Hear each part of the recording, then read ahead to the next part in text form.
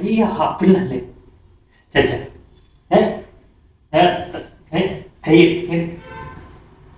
அது ஒண்ணு இல்லைங்க. எனக்கு உங்க பொண்ணை பார்த்தோன்னே ஒரு விதமான ஃபீலிங்கு. அந்த பொண்ணுக்கும் அதேதான்னு எனக்கு நல்லாவே தெரியும். அதான் வீடு படிக்கட்டு ஏறி பொண்ணு கேட்கலான்னு வந்துட்டேன்.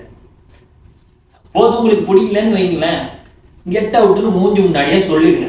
எனக்கு எந்த பிரச்சனையும் கிடையாது. ஆனா ஒரு கண்டிஷன், அதை நீங்க சொல்லக்கூடாது, அவங்க சொல்லணும். ஏன்னா அவங்களும் மேஜரு, நானும் மேஜர் இல்லையா? முடிவை அவங்களே எடுக்கட்டும். என்ன நான் சொல்றேன் உனக்கு தெரியல. உன்னை பார்த்ததுல இருந்து எங்க போனாலும் ஊமுகமாவே இருக்குது.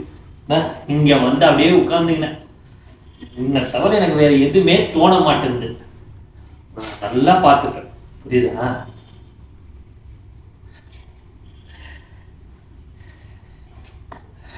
இதுக்கு மேல நான் என்ன சொல்ல முடியும்? உனக்கு என்ன பிடிச்சிருக்குன்னு வையேன், நீ தலைய கூட தூக்க வேண்டாம், அப்படியே இரு. இல்லை என்னை தூக்கி ஒரு நிமிஷம் பார்த்த எதுவுமே சொல்ல வேண்டாம்.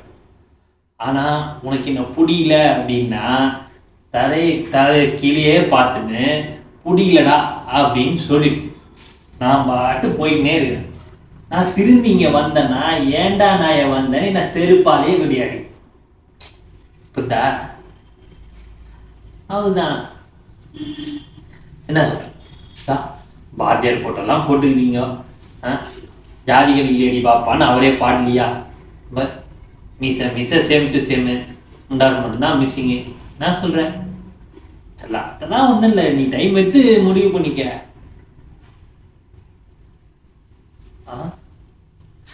Finish finish. போதும் போதும் போதும். நான் மாமா கல்யாணத்துக்கு நீங்க தேதி குறிக்கிறீங்களா, நானே குறிச்சுக்கிட்டுங்களா?